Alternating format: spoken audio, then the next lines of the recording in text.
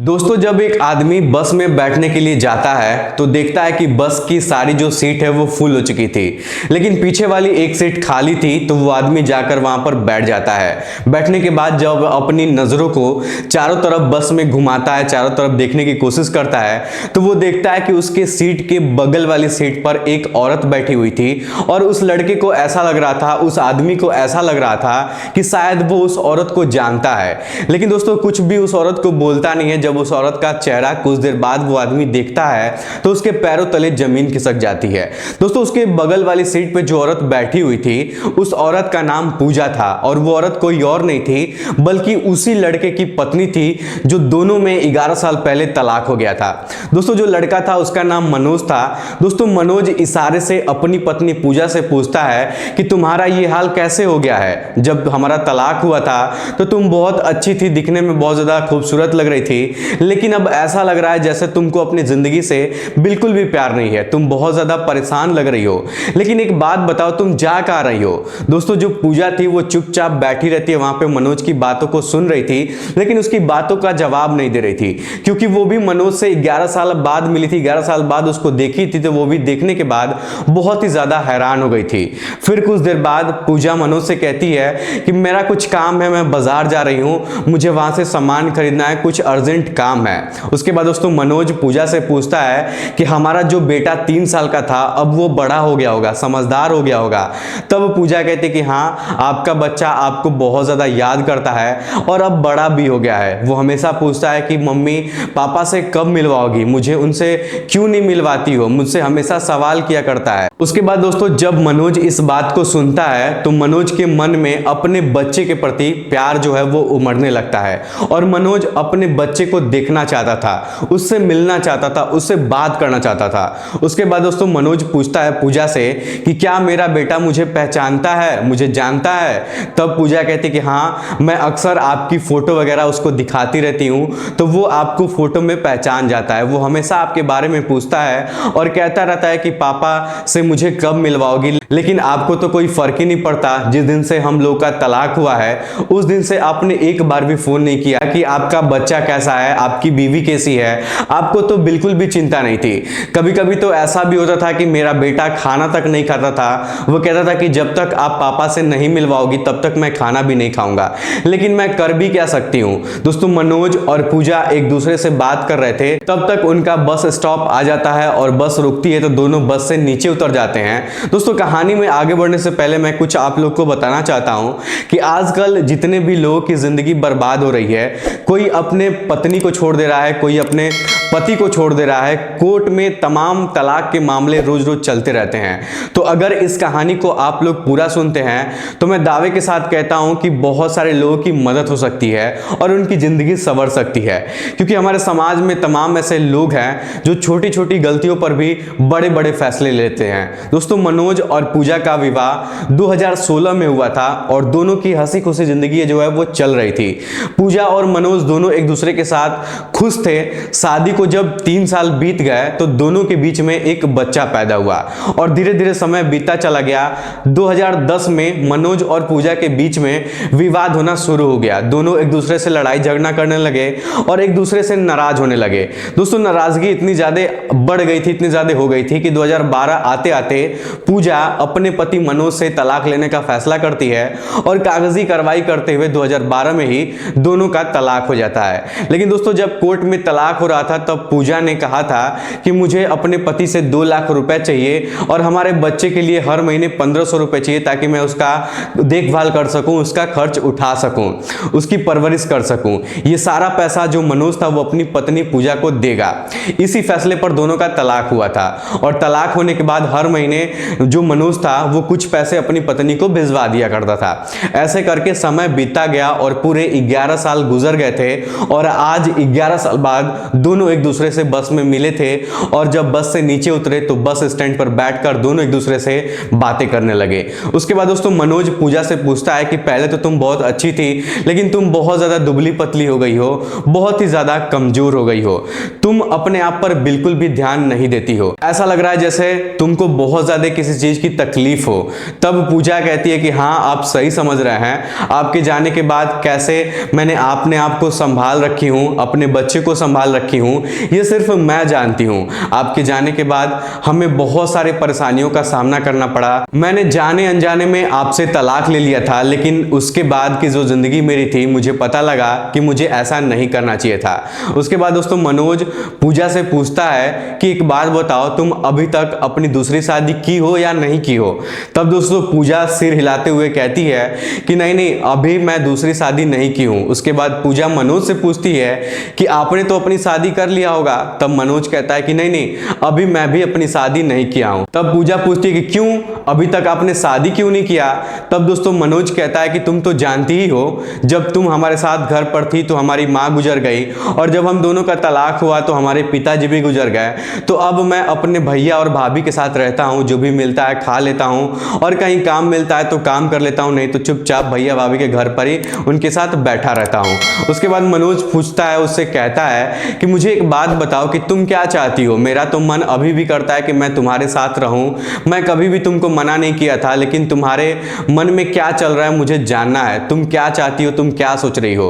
उसके बाद दोस्तों पूजा कुछ देर तक एकदम कुछ नहीं बोलती है, चुप रहती है और सोच में पड़ जाती है। दरअसल दोस्तों जो पूजा जो थी वो सोच रही थी कि शायद मनोज ही कुछ बोल दे और अपने साथ मुझे रख ले, लेकिन मनोज ये सोच रहा था कि शायद पूजा उससे अपने साथ रखने के लिए बोल ले। कुछ देर पूजा सोचती है और कहती है कि मैं मार्केट जा रही हूँ, मुझे सामान लेना है, कुछ खरीदना है। उसके बाद दोस्तों मनोज जो है वो पूजा से कहता है कि ठीक है चलो, तुम्हें जो भी सामान लेना है मैं तुम्हें दिला देता हूँ। लेकिन दोस्तों पूजा जो थी वो मना कर देती है और कहती है कि नहीं नहीं मैं आपके पैसों से खरीदी हुई कोई भी चीज अपने घर नहीं ले जा सकती हूँ। उसके बाद दोस्तों मनोज जो था वो कहता है कि कोई बात नहीं, मैं अपने बच्चे के लिए कुछ खरीद देता हूँ, कुछ सामान ले लूंगा, तुम उसको ले जाके उसको दे देना। उसके बाद दोस्तों मनोज और पूजा दोनों बाजार में चले जाते हैं। मनोज अपने बच्चे के लिए कपड़ा खरीदता है, अपनी पत्नी पूजा के लिए एक अच्छी सी नई साड़ी खरीदता है और अपने बच्चे के लिए मिठाई वगैरह भी खरीदता है और कहता है कि मेरे बच्चे को खिला देना। और मनोज पूजा से ये भी कहता है कि घर जाने के बाद मुझे मेरे बच्चे से बात कराना और भूलना मत, जरूर से मेरे बच्चे से बात कराना, क्योंकि मुझे बहुत उसकी याद आ रही है। उसके बाद दोस्तों दोनों फिर से बाजार में मार्केटिंग करने के बाद बस स्टैंड की तरफ जाते हैं और वहां से एक दूसरी बस पकड़ते हैं और फिर से वहां अपने घर की तरफ निकल जाते हैं। जहां मनोज को उतरना था वो वहां पर उतर जाता है और पूजा अपने घर चली जाती है। घर जाने के बाद जब रात होता है तो पूजा अपने पति मनोज को फोन करती है और फोन से बातचीत करने लगती है। तो बातचीत करते करते काफी ज्यादा रात हो जाती है। तब पूजा अपने पति मनोज से कहती है कि अब मैं आपके बिना नहीं रह सकती हूँ, क्योंकि हमारी जिंदगी बहुत बेकार हो गई है। अगर आप हमारे साथ रहते हैं तो हमारे बच्चे की भी जिंदगी अच्छी हो जाएगी और मैं भी अच्छे से रह सकती हूँ। तब मनोज पूजा से कहता है कि तुमने ही तो डिवोर्स लिया था, मैंने तो तुमको मना नहीं किया था कि तुम हमसे डिवोर्स लो या फिर तुम मेरे साथ नहीं रहो, तुम ही डिवोर्स ली थी और तुम्हारे लिए 24 घंटे हमारे घर का दरवाजा खुला है, जब तुम्हारा मन करेगा तुम आकर हमारे साथ रहो, मुझे कोई एतराज नहीं है, मैं हंसी खुशी तुमको अपनी पत्नी बनाकर रखूंगा, तुम भी मेरे साथ रहना चाहती हो तो आकर रह सकती हो, मुझे कोई एतराज नहीं है, मुझे बहुत खुशी होगी कि तुम हमारे साथ रहोगी। और मनोज पूजा से ये भी कहता है कि पूजा ये तुम्हारा ही घर है, मैंने कभी तुमको मना नहीं किया है कि तुम हमारे साथ नहीं रह सकती हो। उसके बाद दोस्तों जो पूजा थी वो मनोज से कहती है कि ठीक है कोई बात नहीं, मैं कल फिर से बाजार में आऊंगी, मुझे कुछ काम है और इस बार मैं अपने बच्चे को भी लेकर आऊंगी, आप अपने बच्चे से मिलेंगे तो बहुत ज्यादा खुश हो जाएंगे। तब दोस्तों मनोज कहता है कि ठीक है ये तो बहुत अच्छी बात है, अगर तुम बच्चे को लेकर आओगी तो मैं भी जरूर आऊंगा और तुमसे मिलूंगा। उसके बाद दोस्तों अगले दिन मनोज और पूजा दोनों बाजार में मिलते हैं और वहां एक रेस्टोरेंट में जाते हैं और पूजा अपने बच्चे को भी अपने साथ लेकर आई थी। तो तीनों लोग बैठकर कुछ खाते पीते हैं। जैसे ही वो छोटा सा बच्चा अपने पापा मनोज को देखता है तो वो बहुत ज्यादा खुश हो जाता है और अपने पापा यानी कि मनोज का पैर पकड़कर खेलने लगता है। उसके बाद दोस्तों मनोज अपने बच्चे को गोद में बैठा लेता है और बैठा के उसको लाड प्यार करने लगता है। दोस्तों ये सब देखकर जो पूजा थी वो बहुत ज़्यादा खुश हो रही थी, क्योंकि वो छोटा सा जो बच्चा था वो कई सालों बाद अपने पापा से मिला था और बहुत ज़्यादा खुश लग रहा था। उसके बाद पूजा मनोज से कहती है कि आपने क्या सोचा है कि हमें क्या करना चाहिए, आपकी क्या मर्जी है। तब मनोज पूजा से कहता है कि तुम्हारे लिए हमारे दिल का दरवाज़ा हमेशा के लिए खुला है, कभी भी तुमको ठुकराया नहीं जा सकता है, तुम कभी भी, मैं तुमको ठुकराऊंगा नहीं, क्योंकि तुम हमारी पत्नी हो और जब भी तुम्हारा मर्जी करेगा तुम हमारे घर आकर रह सकती हो। मैंने कभी तुमको रोका नहीं है, कभी तुमको टोका नहीं है, मैंने तुमको कभी भी मना नहीं किया है। किसी भी चीज़ की तकलीफ होगी तो मैं तुम्हें सारी चीज़ें दूंगा, तुम्हारी सारी जरूरतों को पूरा करूंगा, कभी भी तुम्हें निराश नहीं रखूंगा। दोस्तों मनोज जो था वो पूजा से ये भी कहता है कि डाइवोर्स तुमने अपनी मर्जी से लिया था, अब आपका जो मन करता है आप सोचो, आपको हमारे साथ रहना है तो हमारे साथ रहो, हमारे साथ नहीं रहना है तो आप मत रहो। लेकिन दोस्तों पूजा जो थी वो कुछ बोलती नहीं है और मनोज के साथ बाजार में जाने लगती है। बाजार के अंदर दोनों लोग सारा सामान वगैरह खरीदते हैं, कुछ खाते पीते भी हैं। उसके बाद दोस्तों पूजा अपने आप से बहुत ज़्यादा शर्मिंदा हो जाती है, क्योंकि पूजा के घर वाले पूजा को बहुत ज़्यादा चढ़ा बढ़ा दिए थे और जिसकी वजह से पूजा जो थी वो मनोज और पूजा के बीच में लड़ाई होने लगी थी। और ये सब बातें जो थी, जो चढ़ाते बढ़ाते लोग थे पूजा को, पूजा के घर वाले, ये सारी बातें मनोज को पसंद नहीं आती थी, उसको अच्छी नहीं लगती थी। लेकिन मनोज फिर भी कुछ बोलता नहीं था और पूजा अपने घर वालों के बातों के अंदर आके, बातों में उलझ कर वो क्या करती है कि मनोज से तलाक ले लेती है इन्हीं सब चक्कर की वजह से, और इन दोनों की जिंदगी वहीं से बर्बाद होना स्टार्ट हो जाती है। दोस्तों बाजार में सारा सामान खरीदने के बाद जब दोनों फिर से अपने अपने घर जा रहे थे तब मनोज बस का टिकट कटवाता है और दोनों जो लोग थे वो बस के अंदर बैठ जाते हैं। एक दूसरे से दोनों बातें करने लगते हैं। कुछ समय बाद जब बीत जाता है तो जो पूजा का घर है वो अब नजदीक आ जाता है, तो जो मनोज था वो कहता है कि अब तो तुम्हारा घर आने वाला है, अब तो तुम घर चली जाओगी। लेकिन दोस्तों पूजा अंदर ही अंदर बहुत ज्यादा घबरा रही थी, बहुत ज्यादा परेशान हो रही थी। कुछ देर बाद पूजा मनोज से कहती है कि अब मैं यहाँ से अपने घर नहीं जाऊंगी, अब बहुत ज़्यादा हो गया, इतने सालों से मैं हर रोज़ यहीं पर उतरती हूँ, अपने घर जाती हूँ, रोज़ रोज़ मैं यहीं पर उतरती हूँ, यही सब काम करती हूँ, अब मुझे यहाँ पर रहने का बिल्कुल भी मन नहीं करता है, अब मुझे आपके साथ रहना है, आप जहाँ रहते हैं मैं वहाँ चलूँगी, वहीं पर आपके साथ अपना जीवन व्यतीत करूँगी। इतना कहने के बाद दोस्तों जो पूजा थी वो बस के अंदर पहले तो धीरे धीरे रो रही थी, लेकिन अब चिल्ला चिल्ला कर रोने लगती है। दोस्तों जो बस में जितने भी लोग, यात्री लोग बैठे हुए थे, सभी लोग पूजा को देखने लगते हैं, उसको चुप कराने लगते हैं। उसके बाद मनोज जो था वो कैसे भी करके पूजा को कैसे भी चुप कराता है और चुप करा के अपने बेटे को अपने गोद में उठाता है और अपनी पत्नी को अपने घर ले जाने का फैसला करता है। दोस्तों मनोज जब अपनी तलाकशुदा पत्नी पूजा को लेकर अपने घर की तरफ जा रहा था तो मनोज के गांव के लोग जब ये सब देखते हैं तो वो लोग बहुत ज्यादा हैरान हो जाते हैं, क्योंकि कई सालों बाद पूजा अपने ससुराल आई थी। जब पूजा को अपने घर के अंदर लेकर जाता है तो मनोज के जब भैया और भाभी देखते हैं तो भैया भाभी से वो कहता है कि भैया भाभी पूजा भी हमारे साथ आ गई है, अब ये भी हमारे साथ यहीं पर रहेगी। दोस्तों जब ये बात मनोज के भाभी और भैया सुनते हैं तो वो लोग बहुत ज्यादा खुश हो जाते हैं, वो लोग भी राजी हो जाते हैं, कहते हैं कि ठीक है आप लोग हमारे साथ रहिए, हमें कोई भी ऐतराज नहीं है।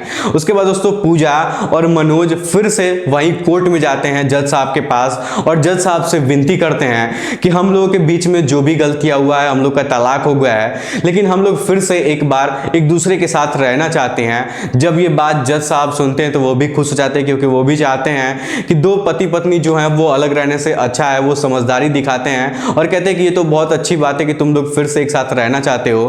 तो जज साहब भी दोनों की सहमति में अपना सहमति जताते हैं और उन लोग का फाइल वगैरह क्लोज करा के दोनों को एक साथ रहने की इजाजत दे देते हैं। उसके बाद दोस्तों मनोज और पूजा फिर से अपने घर चले जाते हैं और अपने बच्चे के साथ हंसी खुशी अपना जीवन व्यतीत करने लगते हैं।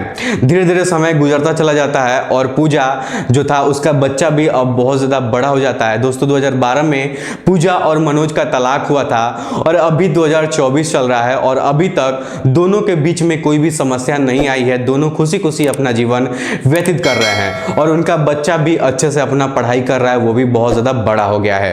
दोस्तों इस पूरी घटनाक्रम को सुनाने का मेरा मकसद आपके दिल को दुखाना नहीं है, आपको परेशान करना नहीं है, बल्कि आप लोग को जागरूक करना है ताकि जीवन में ऐसी गलती आप लोग कभी ना करें। क्योंकि हमारे समाज में अक्सर ऐसा देखने को मिलता है कि छोटी छोटी गलतियों के चलते लोग तलाक ले लेते हैं, लेकिन जहां तक मैं मानता हूं कि तलाक लेने से सब कुछ ठीक नहीं हो जाता है। अगर आपको अपनी जिंदगी में सब कुछ ठीक रखना है तो एक दूसरे को समझना पड़ेगा, एक दूसरे से जो भी बातें होती हैं उसको समझना पड़ेगा, एक दूसरे की भावनाओं को समझनी पड़ेंगी, तभी जाके आप अपने साथी के साथ अपनी पूरी जिंदगी गुजार सकते हैं। चलिए दोस्तों, फिलहाल आज की इस वीडियो में इतना ही। वीडियो पसंद आए तो वीडियो को लाइक, चैनल को सब्सक्राइब जरूर करिएगा। आप लोग का बहुत बहुत धन्यवाद।